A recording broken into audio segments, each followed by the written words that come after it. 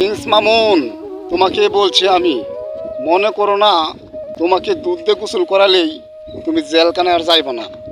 লাইলা তোমার সাথে যে মামলা করছে তোমার জন্য, তুমি বারবার জেলখানা যাইতে হবো।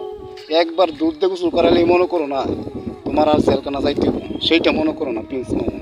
তোমার আম্মু, তোমার ভাই বোন তোমাকে দুধ দিয়ে গোসল করাইতেছে, তোমার বন্ধু বান্ধব দুধ দিয়ে গোসল করাইতেছে, এইটাও মনে করো না আর জীবনে তোমার জেলখানা যাইতে হবে না।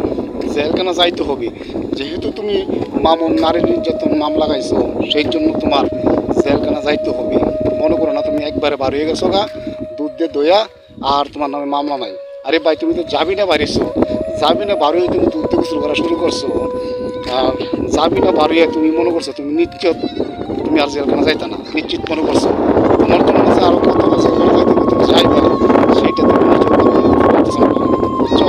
তুমি হাজার বার জেলখানা যাইবে, আর তুমি মনে করছো দুধ গোসল করলে তুমি আর জেলখানা যাইতে না, তুমি হাজার বার জেলখানা যাইবে।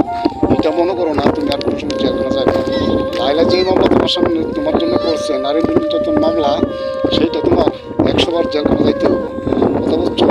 আর এই যে পাবলিক সিটি করতেছে দুধ গোসল করে মনে করতেছে আর তুমি জেলখানা যাইবে, জেলখানা হাজার বার তোমার যাইতে হবে।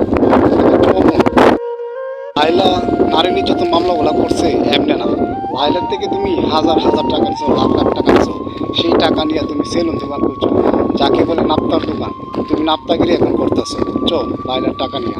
এখন কই লাইলা তো তোমাকে রিসিভ করতে হয় নাই দামি গাড়ি দিয়ে দামি বাড়ি দিয়ে, এখন তুমি জেলখানাতে বাড়িছো তো স্যান্ডেল জুতা নিয়ে, 200 টাকা তোমার করে নাই, কথা বুঝছো।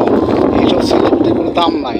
লাইলার সঙ্গে যে সময় আসিলা তুমি ওই সময় ভালো একটা স্মার্ট ছিল, ওই সময় তোমার টাকা পয়সা ছিল। এখন তোমার যত টাকা পয়সা কামাইছো সব তোমার উপরে দিয়ে দিছো, টাকা দিয়ে দিছো, জামিনে সারা পাইছো। তোমার জন্য যে আরো কত জেলখানা আছে সেটা তুমি নিজেও কল্পনা করতে পারতেছো না। এখন তোমার মা আপু জেলখানাতে আইনা তোমাকে দুধ দিয়ে গোসল করাইতেছে, মনে করছে আর জীবনে তোমার জেলখানা যাইতে হবে না, তোমার আরো 100 বার জেলখানা যাইতে হবে। যে এইটা নারী নির্যাতন মামলা, এটা সহজে শেষ হয় না। এইভাবে মামলাটা লাইলা করছে তোমার জন্য, তুমি আরো 100 বার তোমার জেলখানা যাইতে হবে, এটা তো বুঝো।